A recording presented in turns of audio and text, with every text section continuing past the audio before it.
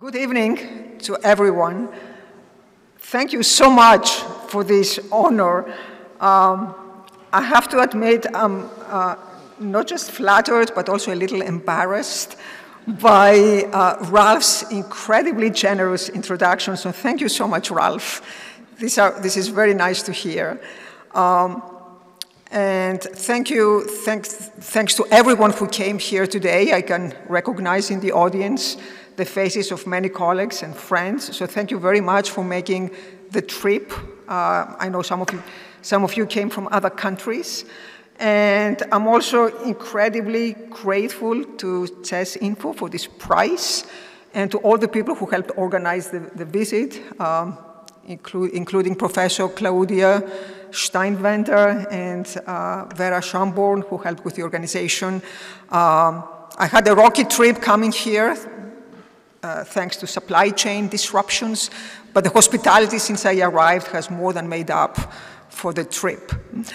So with no further ado, let me start with my lecture, since I have a lot of ground to cover. The topic is, as Ralph noted, the changing nature of globalization and its implications for development.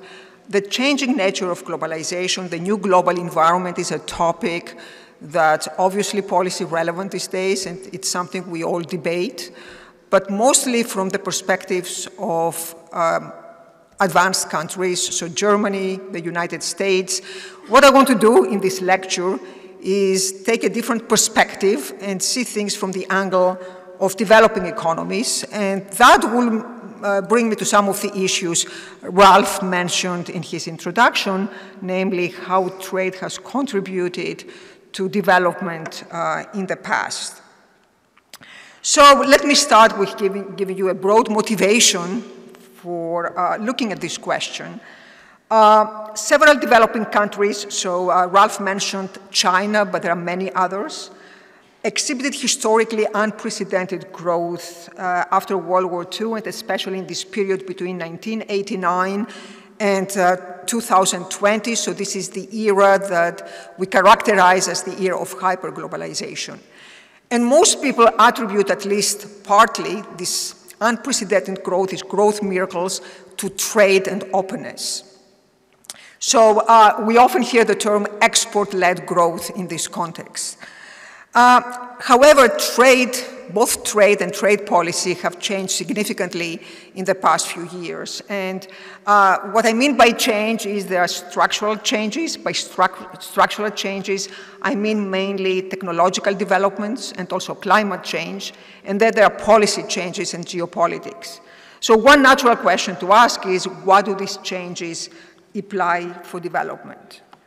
So this question necessitates inevitably some retrospection, and in particular addressing the question of how trade or globalization more generally have contributed to development in the past. So I don't mean to provide a lengthy literature review here, but I want to start my talk by addressing this question. So why do we think trade has contributed to development and fast growth in the past? And then I want to be more detailed about the question of what is different today. I already mentioned, I'm going to talk about structural changes, policy changes, and geopolitics. Then I will talk about how these things are expected to affect development, and finally I will conclude. So let me start with a more general question, namely, what does trade theory tell us to expect about the relationship between trade and development? Now, if you ask this question, one challenge is that trade theory makes statements mostly about growth or real income or welfare. And these are not synonymous with development. They are highly correlated with development. Growth and development are positively correlated, but they're not synonymous. So in my presidential address to the Econometric Society, which was joint work with Tristan Reed, we show that poverty reduction and growth are highly correlated. This is why most economists advocate for growth in developing countries. The correlation is about 0.8, but there are many instances where we see fast growth and not sustainable poverty reduction. And so I think a more appropriate definition of development goes beyond growth, and it's perhaps best reflected in the UN Sustainable Development Goals. There is a total of 17 goals, and these goals include things like poverty reduction, clean air, clean water, education, gender equality, so all these dimensions that we associate with a good quality of life and with being advanced in a developed country. So I will use the flexible format of this lecture to think of development as a process that leads us towards to achieving these goals, rather than adopting a single measure. Of course, real income growth is going to be one aspect of this process, a very important one, but it's not going to be everything. That said, let me start with growth for now, given that so much focus of actual work, of academic work, has been on growth.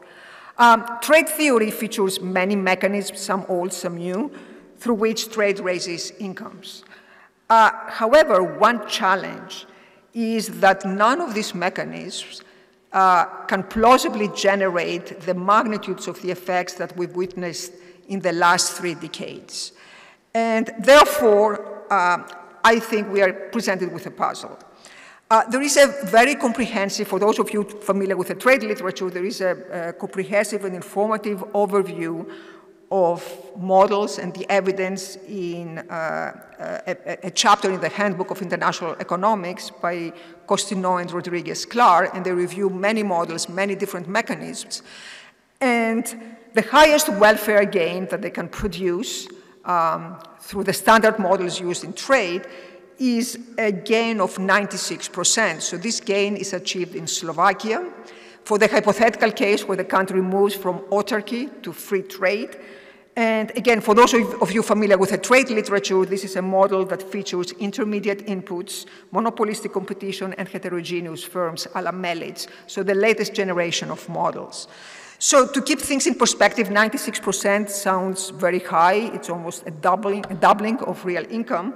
But to put things in perspective, Korea's GDP per capita increased 30-fold between 1960 and 2020, and the trade liberalization was much less drastic, and similar growth was experienced in many other East Asian economies. And again, for those of you familiar with the literature, it's not impossible to produce very large numbers. In fact, Ralph has worked on exactly this issue in one of his papers, Why Trade Matters, after all, where you can actually, by employing the right elasticities, you can produce very large growth numbers. But I would claim most of these mechanisms, most of these elasticities cannot really explain what we saw in China and Korea. And so therefore, I think there is a tension between the widely held belief that trade was the primary force contributing to growth and poverty reduction and what standard quantitative trade models can produce. In my opinion, the main problem, the main reason for this is that most models that we employ in trade operate via the forces of static comparative advantage.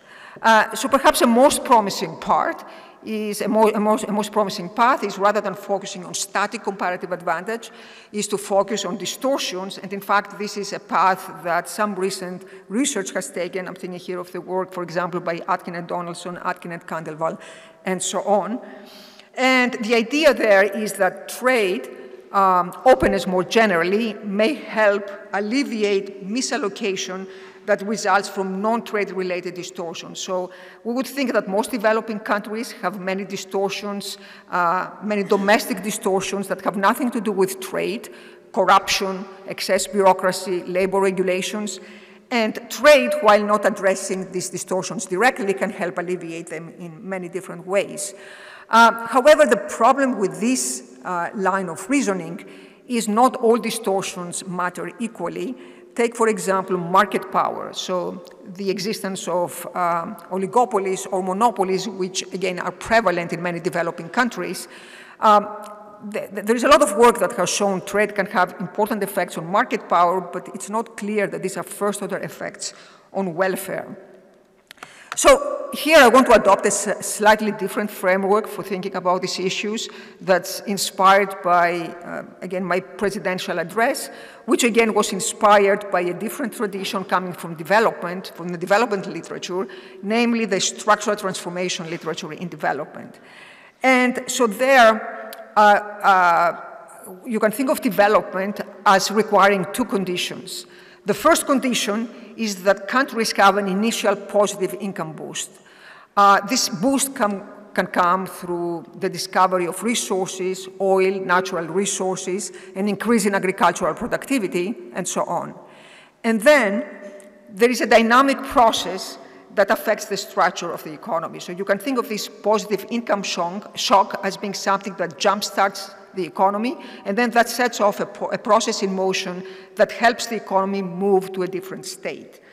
And so based on that, one would distinguish between static and dynamic effects of trade and globalization. So by static effects, I mean the effects that operate primarily through the channel of static comparative advantage. By dynamic, what I have in mind is processes that set in motion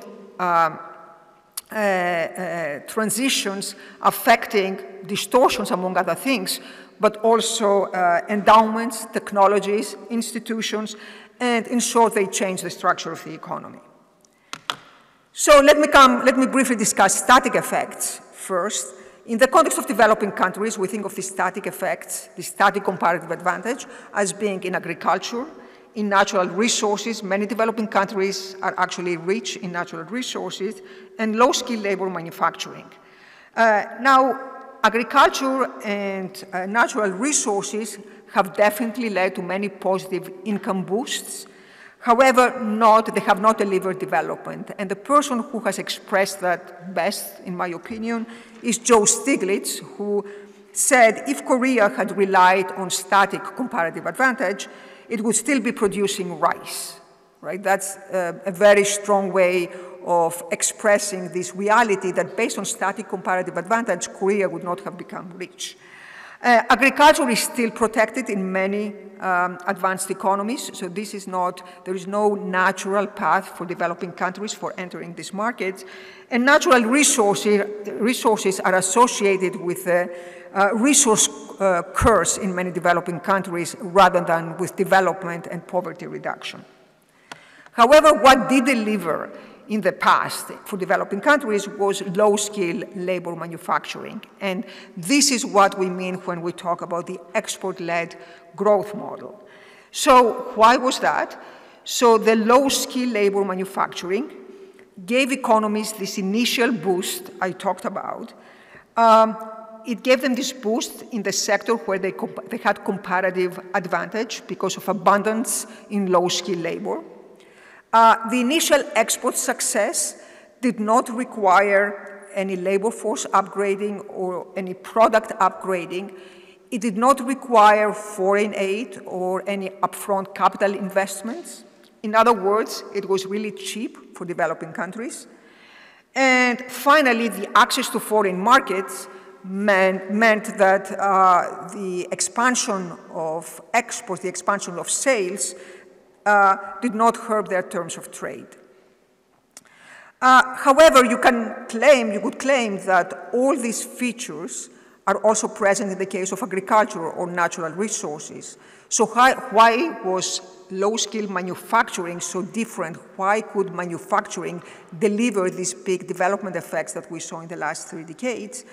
The main reason is that manufacturing has proven to have important technological spillovers, to have these dynamic effects that make it so that manufacturing can actually serve as the engine of growth. And to be more specific, there are 3 main channels through which this has happened. So there are 3 main reasons that manufacturing had these positive spillover effects to the entire economy.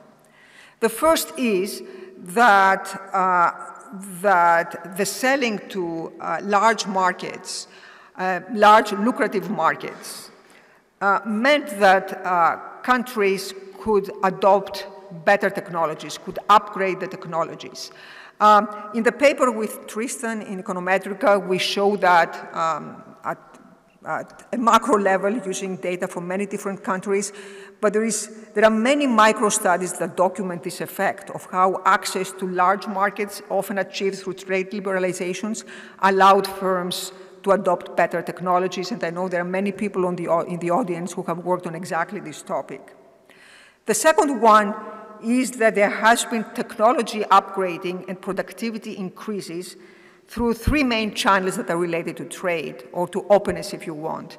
The first is learning through exporting and importing. And again, there are many people in the audience who have worked on exactly this channel.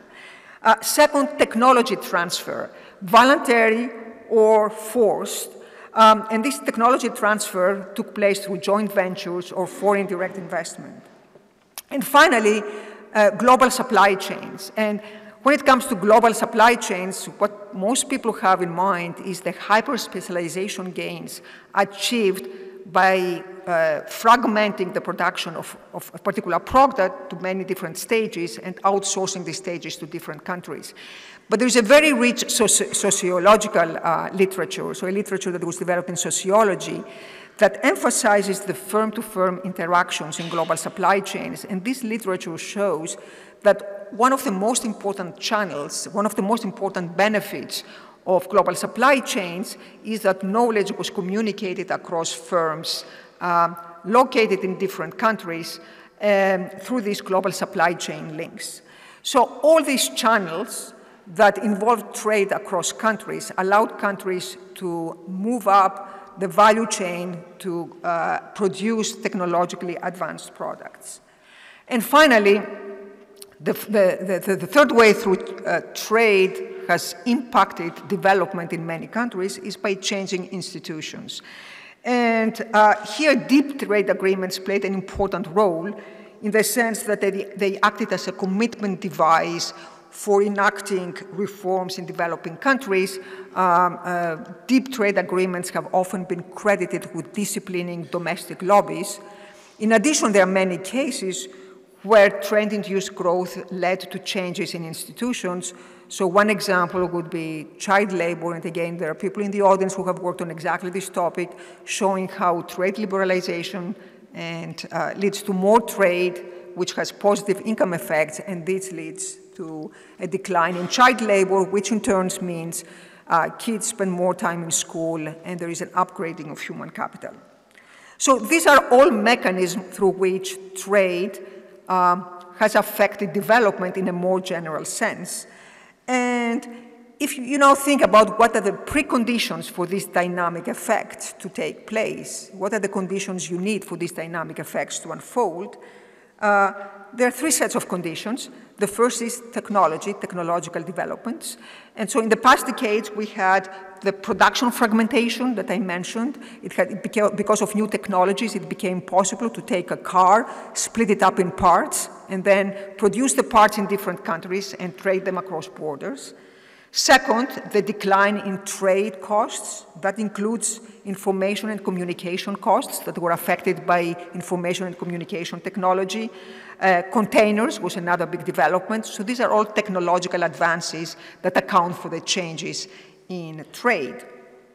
But second, policies were important, both in developed and developing countries. And what I have in mind here is the embracing of multilateralism, the expansion of the World Trade Organization to include developing countries, the limited industrial policy in the past in advanced economies, and I know many of you think at this point, but there was very active industrial policy in other countries like China or Korea, and this is true, but still in many advanced countries, policymakers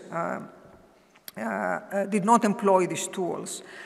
There were other commitments in regional trade agreements, so for example, investment protection. So all this created a climate in which these global supply chains and trade could flourish.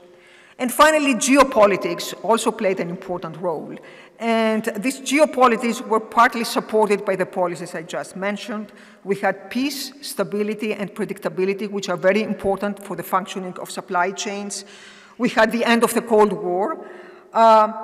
In general, there was a philosophy that put economic efficiency ahead of national security, ahead of political beliefs. So the US traded with China or Vietnam, countries that have very different political regimes, yet this didn't prevent countries from engaging in economic transactions with each other. And finally, there was also direct support for allies, which also played a role. So for example, the US supported its allies in Asia, Korea, Taiwan. So these are all conditions that allowed global supply chains and this firm-to-firm trade to flourish. They allowed technology transfer across firms. They allowed productivity and quality upgradings. Now, from the perspective of developing countries, every single of these conditions is changing now, every single of them. And so the natural question to ask is, what does this imply for the future? What does this imply for the development? So let me be a little more specific about how exactly they are changing. Technology, I mentioned the fragmentation before. There are many people who fear that fragmentation has reached its limits. So you can split up a car in so many ways, eventually you run out of parts to split.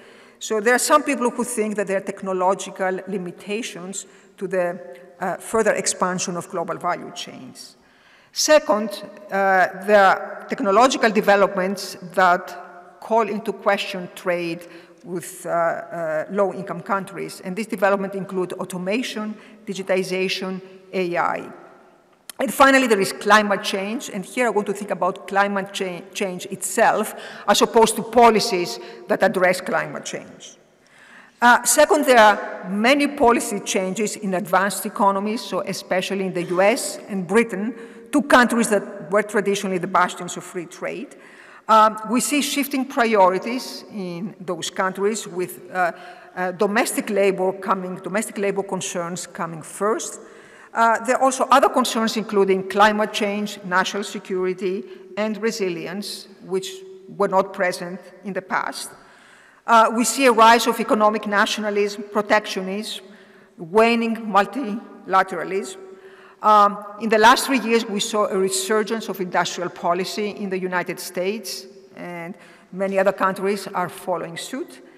And finally, we also have the policy responses to climate change, including ideas about climate clubs or CBAM. On the geopolitical front, we see a geopolitical fragmentation in the emergence of a bipolar world. And that raises the question of where bystander countries, where third countries stand in this world. So all these changes are posing challenges for developing countries. And what I'm going to do next is I'm going to discuss each of them very briefly. But just to give you a preview of the main takeaway of my analysis, that is the following. The structural changes I just mentioned, so the technological changes and climate change pose many challenges to this export-led growth model of development. But so far, the changes have not been dramatic. These changes take time to unfold. So we are in a race against time in many developing countries, but there is still some scope for development. On the other hand, the policy changes in advanced economies have been dramatic. They happened literally overnight. And these have potentially more severe consequences for developing economies. When it comes to geopolitics, to date, geopolitics still leave room for development for some developing countries, but such countries are at the mercy of the big powers right now, of the US and China. So in short, my view is that the structural changes are important, but the policy changes are potentially much more consequential. So let me discuss the structural changes first, very briefly given time constraints. Has production fragmentation run its course? The answer is there is no strong evidence to that effect, despite what people sometimes claim. And the best way to see it, if you look at this graph, the red line represents the trade in parts and components. So this is a volume-based measure, and many people consider it to be a superior measure of trade in global value chains. So this measure shows that there's still an increase in global value chain. There are other measures that tell otherwise, but the point is that there is no strong, no compelling evidence that we've seen a technologically dictated end of global supply chains. What about automation, digitization, and AI? So these have two main implications. The first is that it's possible now to reshore economic activity to advanced countries, bring it back home. The second implication is that we may, as a result of all these technological developments, that we may have more trade in services. So the two go in opposite directions. Reshoring implies less trade with low-income countries. Trade in services implies potentially more trade. Automation has been a major source of anxiety for people in advanced countries, but also for developing countries.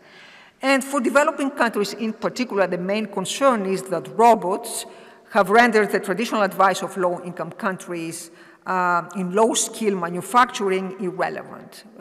You can replace a low-skill worker by a robot. So the fear is that the export-led growth model has come to an end.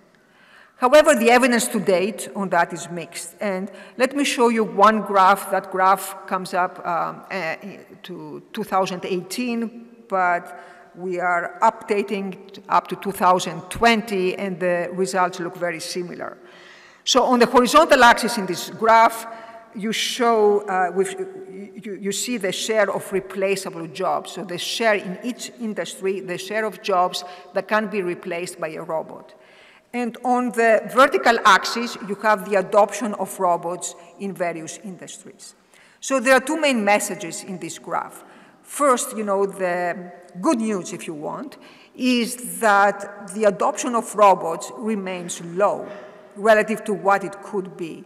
So in most sectors, in most low-skill sectors, for example, in textiles, I don't know if you can see it. So textiles is all the way at the bottom right. There is no robot adoption yet, and textiles have been a major export for many developing countries. Similar, wood, paper, and printing is another industry where, in principle, they could be using robots, but they haven't adopted robots yet. This is very different in the automobile industry. This is the industry at the very top, where they could replace robots, and they have replaced people by robots. So this is the good news, that this has not happened at large scale yet. The bad news is that if you look at the horizontal axis, there are many industries where the share of replaceable jobs is very high. So in principle, this can happen, and this means it will happen eventually, but we don't know exactly when. The reason this has not happened yet is because when it comes to automation, there are two effects that automation can have on trade with low-income countries. The first is the labor displacement effect. So as robots become more feasible to adopt, they may displace low-skilled workers. But the second effect is the productivity and scale effect. As firms that adopt robots become more productive and they expand, then they have more need for intermediate inputs, and that may lead to more trade with low-income countries. So which effect dominates is an empirical question. And if you look at the studies that have been conducted so far, the results are all over the place. You find, I don't expect you to read this slide. I will post the slides so you can read them at your leisure. But you can see from the number of studies, there have been several studies, and the effects tend to be very mixed. Some studies find that indeed robotization leads to lower imports from low-income countries. There are other studies that find that adopting robots reduces imports in advanced countries from low-income countries. And I want to briefly mention one study by Faber and co-authors in 2023, where they asked the question, did automation lead to more reshoring? And the answer they give is, in general, no, except when automation interacts with risk. So in other words, if the risk of trading with a particular low-income country increases, if a particular country becomes very risky, then firms are more likely to reshore activity that used to be in that country in the past. One study that's also of interest is one study by Freund et al. That look specifically at hearing aid. Hearing aid is a sector that employs 3D printing. And with respect to 3D printing, the expectation is that once it's adopted, it's going to lead to elimination of trade. There is no reason to trade anymore. You can produce products domestically. What they found is that actually the adoption of 3D printing led to an explosion in trade. There was much more trade than before. Why? Because there was this scale effect. Firms that adopted 3D printing produced more, became more productive, and as a result, they started exporting more to other countries. However, they don't find more trade with low-income countries. They find that there is more trade among countries that had adopted 3D printing. So in other words, countries that had enough infrastructure, enough capital and skill to adopt this technology. So the main takeaway from their analysis is that automation actually may lead to an expansion in trade, but it's probably not going to be trade from low-skilled countries. So to the extent this happens, it's going to benefit high-skilled workers, no low-skilled workers. What about more general technological change? So for example, internet, big data, blockchain, AI, cloud computing, and so on. So this actually can have transformative effects on development. There are direct effects that, for example, there is a study by Short and Paulson that shows that bringing high-speed broadband internet in Africa had transformative effects. And there are also effects that operate through trade, through the decline of search communication costs and logistics, through the speeding up of trade facilitation efforts, through the emergence of e-commerce and digital platforms. These are all developments that can actually benefit developing countries. But perhaps the most important effect of all these technological developments is they make services more tradable. Tradables used to be considered the classic example of non-tradable, of a non-tradable good. All these developments make it possible to trade services. And so hence the question now, can services become the new engine of growth? If we need the export-led growth model is under challenge because of all this technological development, is it still possible that services become the new frontier? And so that has two sub-questions. The first sub-question is, do these recent technological advancements that we witness, do they make services more tradable, as people claim? And second, if that's the case, do tradable services have the same positive effects that manufacturing did? So do they have the same spillover effects? The answer to the first question, does technology make services more tradable, is definitely yes. We see fast growth in services in the last few years. So if you look at this graph, it shows the growth in global trade in services between 2005 and 2022. You see a dip around 2020. This is the COVID pandemic. This is when the service sector collapses. And the red line shows, the red line is accommodation and food. This is essentially tourism. So tourism during that period collapses. But the other services keep going up. And if you look at the black line, so the black line is professional, scientific, and technical services. The pink line is wholesale trade. The blue line is finance and insurance. So these are all types of services that are high skill intensive, and all these services are showing a very fast upward trend in recent years. So we do see growth in trade and services. But still the open question is, do these services have the positive spillover effects that manufacturing did? And this, we don't know. This is an open question. It has not happened yet, but in principle, there is no reason it couldn't happen in the future. Not all tradable services have positive spillover effects. If you think of tourism, there is another paper that shows that tourism has very strong positive local effects. When tourism comes to an area, this area experiences a huge boom, but often this happens at the expense of other places in a country, so there is crowding out. So the aggregate effect of tourism can be actually quite small. However, business services or IT services, so these professional and technical services, in principle, they are very much like manufacturing in the sense that they have the same features that global value chains have. They require close collaboration between parties, and they require sharing of technology. And so in principle, they could act as a vehicle for sharing technology, for sharing knowledge across borders. The problem with these services is that the sector is too small. So the question then becomes, can the tail wag the dog? It's hard to see why this would happen. You can tell a story based on the service sector changing institutions, changing work norms, and perhaps this way it would have a bigger effect. But there is no obvious way, no obvious channel that would suggest that services can play the same role that manufacturing played in the past. Another challenge for many low-income countries is that all these services are high-skill intensive, unlike manufacturing. So at a minimum, they would require an upscaling of the labor force. And so the challenges for the service sector becoming the new engine of growth are quite substantial. What about climate change? So climate change, not policy, has important effects through comparative advantage. Because it affects agricultural production and tourism, and both of these sectors are very important for developing countries. In addition to that, climate change leads to big negative income shocks for many countries. It can destroy important infrastructure, ports, roads, and so on, and disrupt global value chains.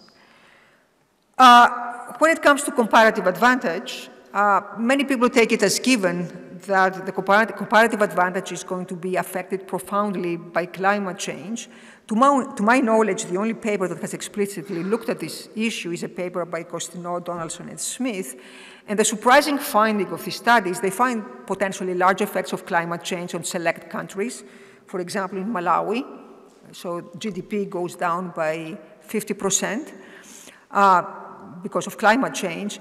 But these effects do not operate through trade, so they don't find that comparative advantage is a big channel that affects countries' welfare. This is quite surprising.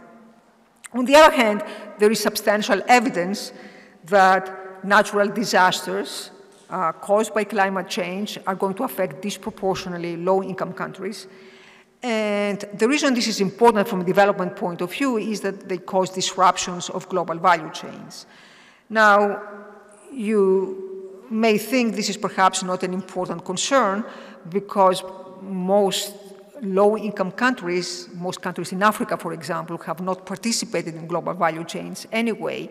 So to the extent that one is concerned that global value chains may relocate away from countries that are affected by climate change, this may not be a concern if global value chains are not even present there. Think of Haiti, for example. Haiti is hit very badly by natural disasters, but there are no global value chains there. On the other hand, if you think about the paper I mentioned before by Faber et al. That shows that where we see reshoring is in cases where a particular country is affected by risk.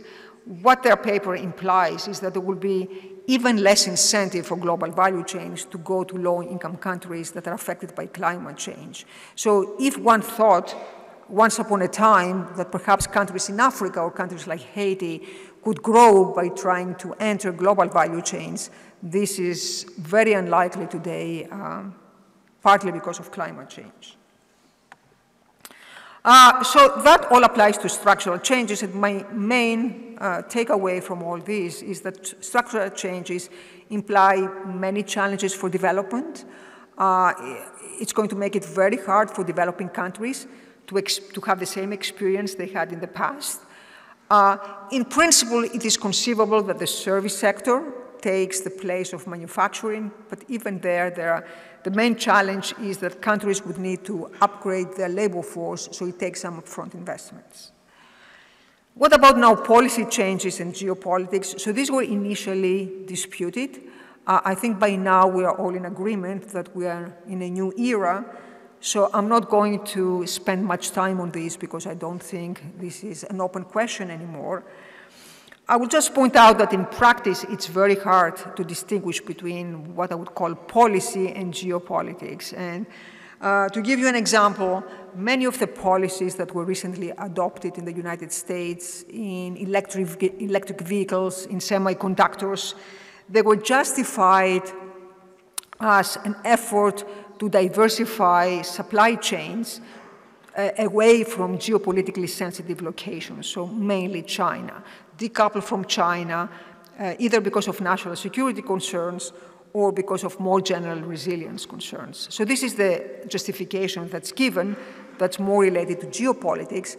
But if you actually look at the implementation of these policies, there is an additional objective, namely to create good jobs for the domestic economy. So this has much more to do with a domestic policy agenda than with geopolitics. So at this point, of course, the effects are highly uncertain, especially after the last election outcomes in the United States. But in general, I believe that the future of developing countries will depend very much on the particular policies advanced economies adopt, and in particular of whether advanced economies decide to reshore or to nearshore or friendshore activity. So if they decide to reshore economic activity, to bring it back home in order to promote domestic industries, then there is no hope for developing countries. On the other hand, if they leave room to their friends to participate, then the picture looks more optimistic. Some of the recent policy reversals we all know include the undermining of multilateralism by the US primarily, and the WTO appellate body crisis, the US-China trade tension, the industrial policy adopted in advanced economies, the climate change policies. Here I emphasize the word policies, so I want to think about CBAM versus climate change. And finally, the developments we see in Europe and the United States of, in the first case, decoupling from Russia, in the US, decoupling from China, and this emergence of a two-polar world economy. So what do we think about the effects of these developments, of all these developments on low-income countries? One thing to keep in mind is that everything is very recent. So inevitably, the result, my thoughts here are highly speculative. So this is in contrast to the structural changes. For the structural changes, there is actually some work, some evidence to back up the claims. When it comes to policy changes, we are doing the work, we are doing the research in real time. Here it's also important to distinguish between short and long run. So in the short run, there is some evidence that on how all these developments have affected trade flows. So this is something we can measure, and we can see how all these trade tensions and these political changes have affected trade flows of various countries. But the long-run effects on development, and again, I emphasize here that I'm thinking of development as being something more general that goes beyond growth, these effects have to be judged based on first principles and extrapolations from the past. So what are the short-run effects on trade flows? Very briefly here, the surprising result of many studies, including my own, is if you actually ask the question, how are exports of developing countries affected by the recent tensions, the picture actually looks quite rosy in the sense that many developing countries benefited from the tensions between the US and China. Some of them managed to take the place of China in US sales. And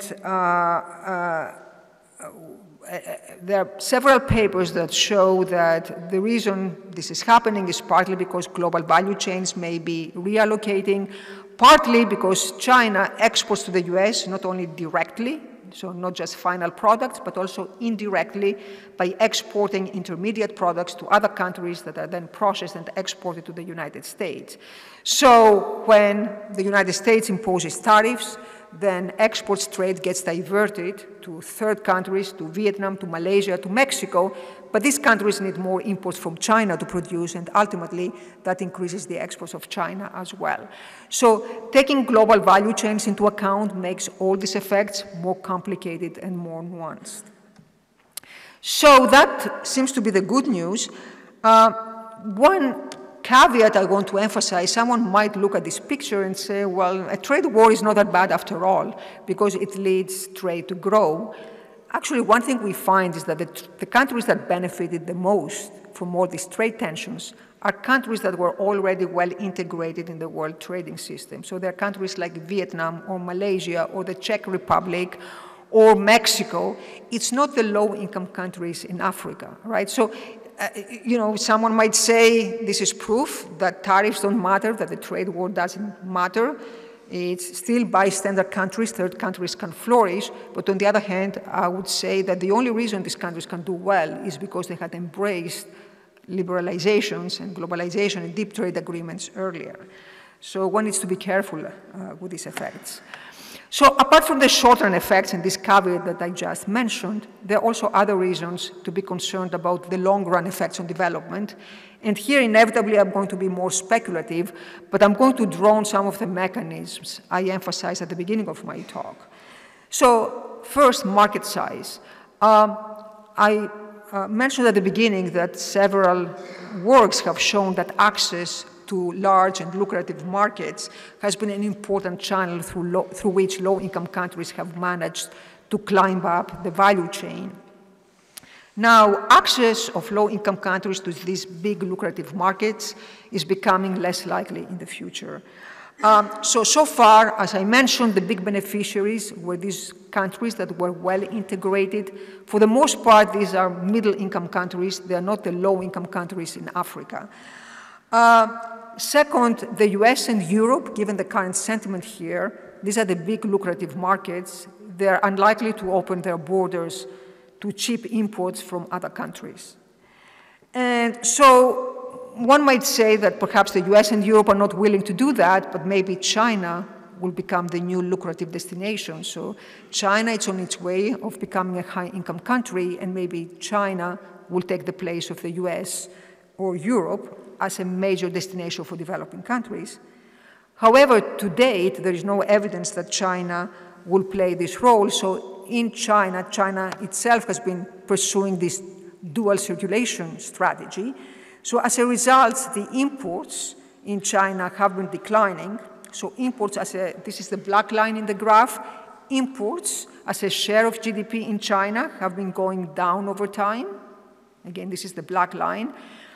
At the same time, the exports of China to the rest of the world, this is the red line, keep going up. So trade is still very important in China. So China is still a major exporting power, but there is absolutely no indication that it's becoming a major importing destination. So in that sense, it's very unlikely that China is going to absorb the exports of low-income countries. Second, what about technology, knowledge transfer? The current political climate and the industrial policies in the US and Europe make this technology sharing that was crucial in the past very unlikely. There are several reasons for that. So first of all, the low-income countries don't have the bargaining power that China had in the past to induce companies to share technology with them. Second, this stability and predictability that was very important for the flourishing of global value chains, these are gone for good. Third, there is this philosophical shift that we see across the world in almost every country towards viewing trade and welfare, economic welfare more generally, as a zero-sum game. So before, the idea was that we can all rise. You can transfer technology to Vietnam or Korea, and this would prevent the United States from achieving its goals. Now trade is viewed as a zero-sum game, and that prevents companies from sharing technology. Finally, there is industrial policy in many advanced countries, and industrial policy that's focused on domestic issues and also on resilience or national security, they make knowledge sharing very difficult. You don't want to share knowledge share technology when you are trying to, when you are motivated by national security concerns. That in turn leads us to the more general question of how will industrial policy affect the pattern of development in the future. And again, a few quick thoughts here. Traditional industrial policy has played a very powerful, a very important role in many countries in their development. It's been a very powerful tool for many governments. However, as I mentioned earlier, most advanced countries refrained from using industrial policy during this era of hyperglobalization, and that created opportunities for many developing countries, including China and Korea and Taiwan and Vietnam and so on. However, industrial policy was only successful when it was accompanied by access to foreign technology. So in the public debate, we tend to emphasize the fact that China or Korea or Taiwan have spent huge amounts of money in supporting their own industries. But support alone would not have led to the success of these industries if firms were not allowed or were not willing in advanced countries to share their technology with firms in all these countries. And so why were firms willing to share this technology? So part of the reason was that there was this philosophical difference in past decades. Firms and governments were not concerned about national security. They were not concerned about resilience. They didn't view trade as a zero-sum game. But partly, there were also geopolitics at work. So the United States shared technology with their allies, with Korea and Taiwan. They tolerated the Japanese even when there were tensions between the US and Japan in the past, in the 80s and the 90s. There were many tensions in semiconductors, but the tensions were very different from the tensions we see now with China. So the technology sharing was still present despite all these tensions. This is very different today. And finally, when I say that industrial policy only succeeds when it goes hand in hand with knowledge sharing, I have semiconductors in mind. I think semiconductors is a very nice case study of how industrial policy, how huge expenditures alone cannot guarantee success. China has spent enormous amounts of money on its industrial policy, and it's still not at the frontier of this technology. Maybe it will reach the frontier in the next few years, but it hasn't done so yet. And part of the reason is if you actually follow the evolution of the industry, the US government has always stopped short of allowing Chinese firms to invest in the United States or fully sharing technology with China. So again, the reason I emphasize that is because when we think about industrial policy, we always think about the money that's spent. But another element of industrial policy during this era of hyperglobalization was this idea of cooperation, of collaboration across firms located in different countries. And it was collaboration that was accommodated by governments. It was not vetoed by governments. So what's different today? Is that in many cases the governments are blocking these collaborations, and they are doing so partly out of this resilience and national security concerns. So in principle, that leaves room for countries that are allies or friends of the United States and Europe to still participate in this process and share technology. However, when we have an issue is when governments in the US and Europe pursue multiple goals at once. So for example, when they try to also protect domestic labor, then you have a conflict of interests. And to give you one example, take the case of electric vehicles. All the tax credits that the United States provided to the electric vehicle industry that brought the United States government in direct conflict with its own allies in Europe and Korea, since they could not initially, given how these policies were specified, these allied countries would not have access to these subsidies. I already mentioned semiconductors. It makes a lot of sense to diversify semiconductor production away from a geopolitically sensitive area, namely Taiwan. But that doesn't mean that you need to locate the plant in Arizona. You could also locate the plant in Korea or Vietnam or another low-wage country. So the fact that we want to locate the plant in Arizona has more to do with domestic concerns, with domestic labor concerns. And this is where there is a tension between the interests of advanced countries and developing countries. The best example, I think, is Indonesia and what's happening with its nickel export restrictions. So Indonesia is trying to do a little bit of what China did in the past. You may know that Indonesia has the highest nickel deposits in the world. Nickel is essential, as an essential component of battery production. So then what Indonesia did is it has imposed export restriction in its nickel,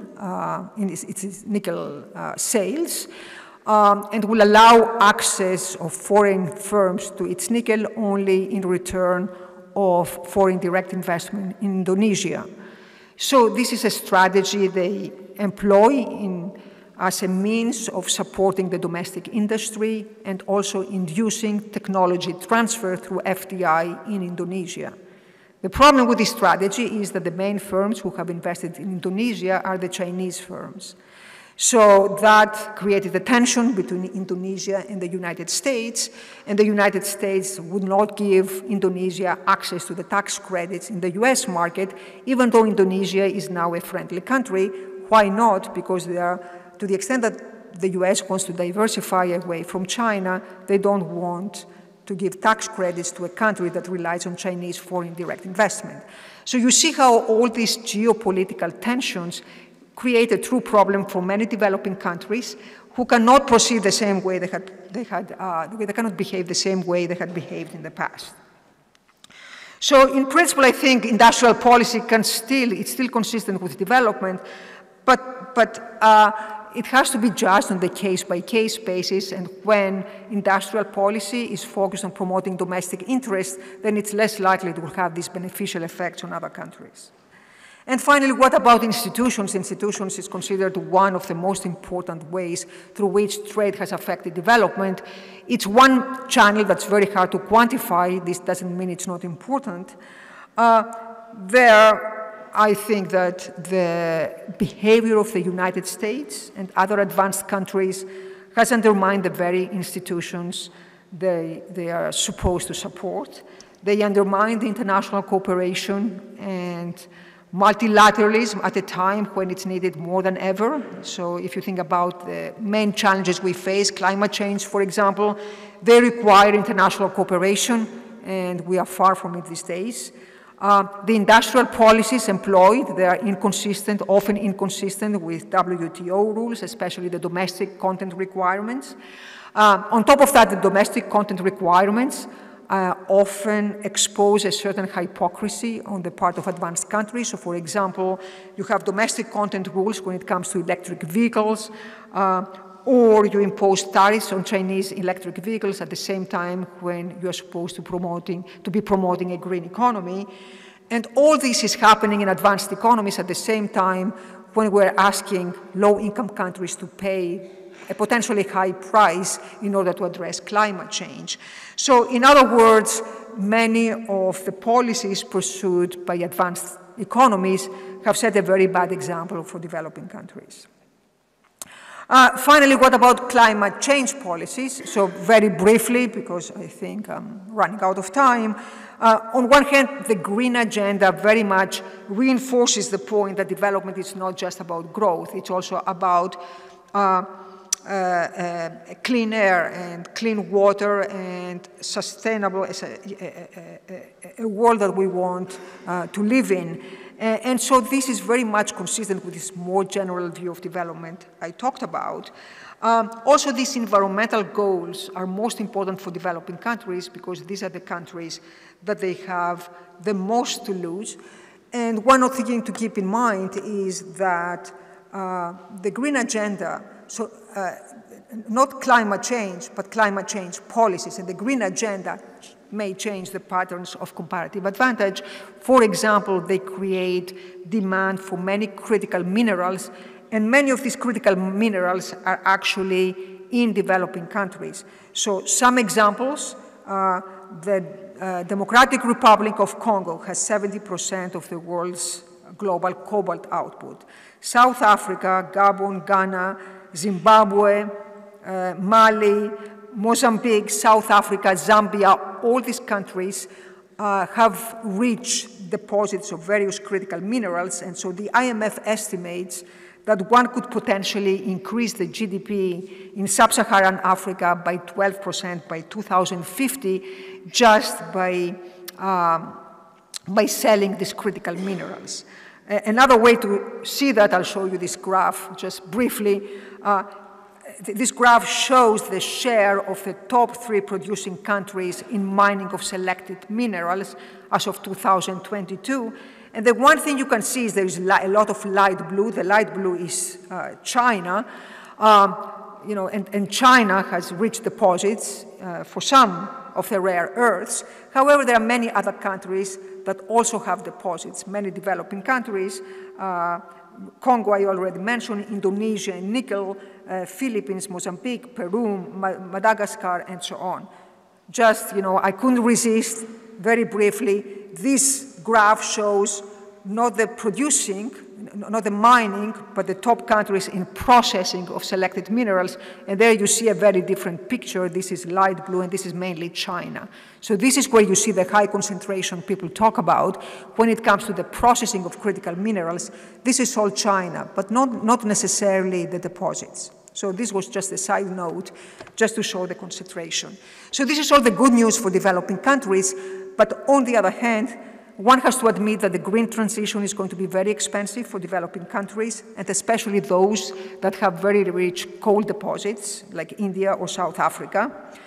Depending on the implementation, specific climate change policies can further reduce the opportunities of export-led growth.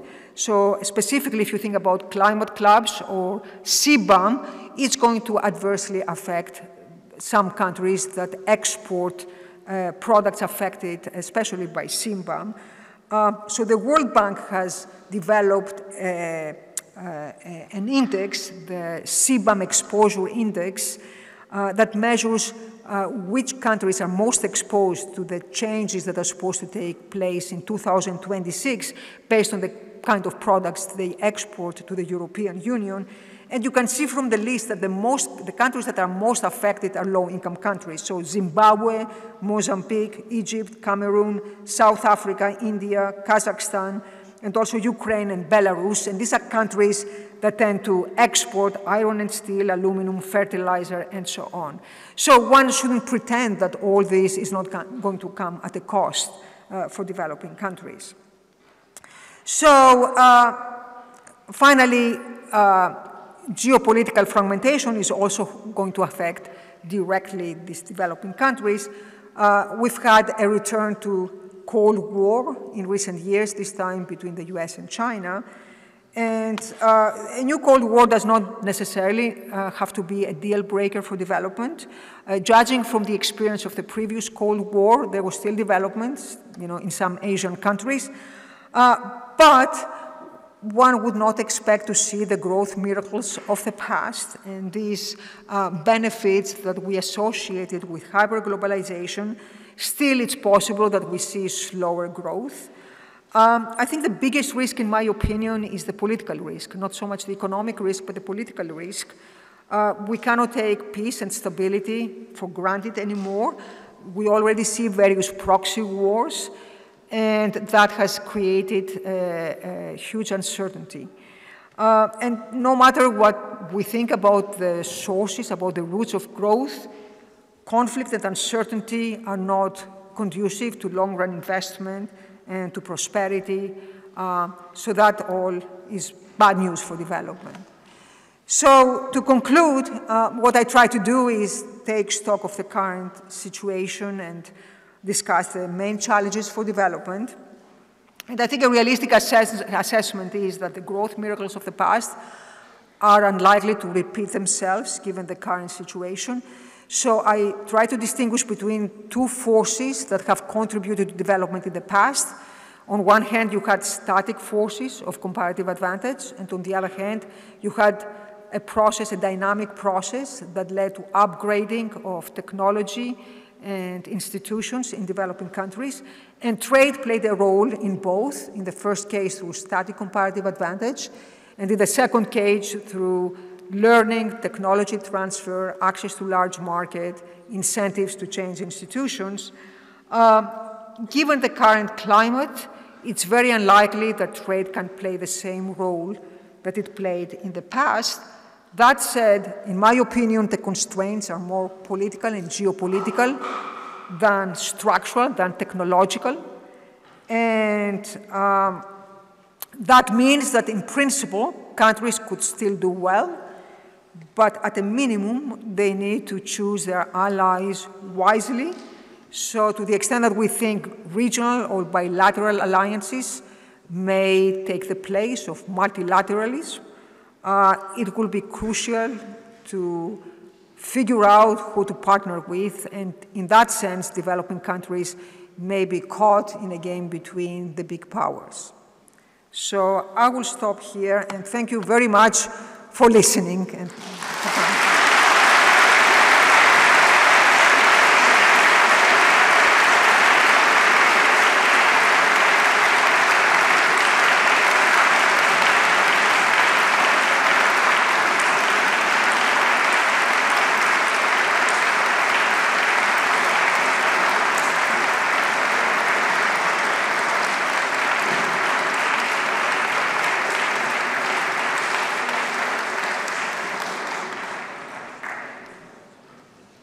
Thank you very much, Penny, for this enlightening lecture. It was not all good news, but it was not entirely bad either, which gives us some hope. I think there couldn't have been a more timely subject I think there couldn't have been a more timely subject for this lecture. So I would like to thank you very much again. I would like to thank all of you for coming here, for being here tonight. I think this has given us a lot of food, maybe for concern, but also for thought, certainly, and we will continue the discussions. Thanks to all of you for being here, and have a great evening. Thank you.